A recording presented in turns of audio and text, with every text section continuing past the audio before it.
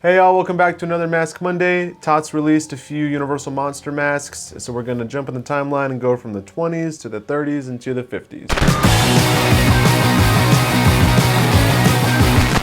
Okay, so this is Conrad Veidt as he appears in The Man Who Laughs, the 1928 silent film from Universal Studios. This is just a really cool, iconic looking makeup. Jack Pierce did the original makeup for this movie. Jack Pierce is obviously famous for doing the makeup on almost all of the Universal monsters. He really created like all of everyone's favorite characters today. It's awesome that he was working all the way since the silent film era. I love the hair. The hair is kind of this like crazy Einstein hair. It's like slicked back, but it's got this like black and gray like frizziness to it that I like a lot. And it's my favorite paint job out of all of the black and white masks that Tots has put out so far. It's not just like one gray color. They used a few different gray tones and then also went in with like a light brown to the eyelids and like the stretchy kind of parts of the skin and his gums and everything. That gives it like a more poppy, realistic look than most of the black and white masks that I've seen. So let's fast forward to one of the first like talkie Universal Monster movies, which is The Werewolf of London from 1935. Okay, so this is Henry Hull as he appears in Werewolf of London. The movie came out in 1935, 6 years before The Wolfman came out. A lot of people think that The Wolfman's the original werewolf movie, but it's not. It's The Werewolf of London. And it's actually my favorite of all the Universal Monster werewolf movies. It's a much more like subtle makeup design. It's also by Jack Pierce, who did the later makeups for Lon Chaney Jr. Jasper Anderson sculpted this mask for Trick or Treat Studios, and he's becoming known for his werewolf masks for Tots. I think it's his third one, including the Scooby-Doo werewolf mask, and also he did the Lon Chaney Jr. classic Wolfman mask that came out in Tots' line last year as well. And he does an amazing job, and I really love what he did here. I know he's a big fan of Werewolf of London, as am I, so I'm happy that he got to do that one. You got his goatee, which is maybe a little more subtle in the film than it is here on the mask, but he does have that goatee there in the movie. And also I like the eyebrows. I like that they went with mohair and kind of got that really stark kind of 45-degree angle going on. And again, you got these pointy ears sticking out of the hair, and Jasper just did a really good job with this sculpt, so I'm really happy with how this one came out.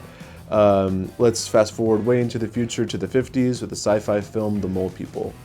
Alright, so this is a Mole Man mask from the 1956 science fiction film The Mole People. He doesn't get as much recognition as a Universal Monster as I think that he should. He definitely is a Universal Monster.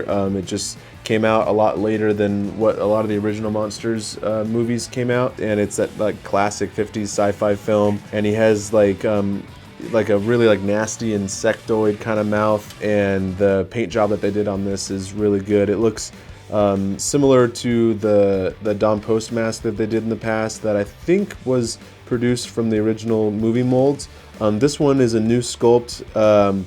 It's a lot bigger than that Don Post mask. I have a blank copy of that Don Post mask, and it's a lot smaller than this one, but the details look almost exact.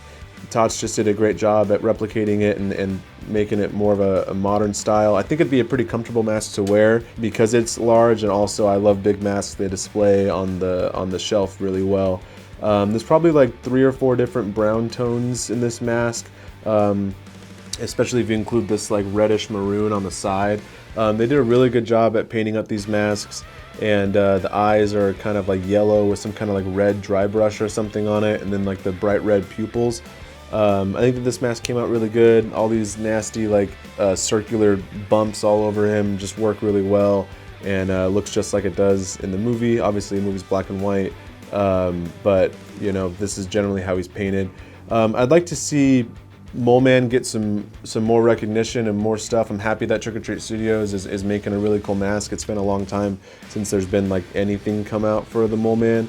Again, it looks very similar detail-wise and shape and everything from the original ones pulled out of the movie mold. It's just larger, and so I think it works a lot better for a mass-produced latex mask. So really good job by David Smith on that sculpt.